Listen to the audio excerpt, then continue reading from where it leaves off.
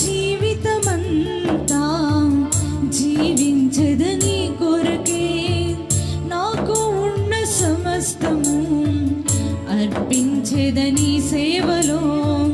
పిలిచిన నిజ దేవుడా, పిలిచిన నిజ దేవుడా, నీ సహాయముండుట నాకు క్షేమమయ్యా, నీ సహాయముండుట నాకు క్షేమమయ్యా. నీ ప్రేమే చూపకపోతే నేనేమైపోదునో,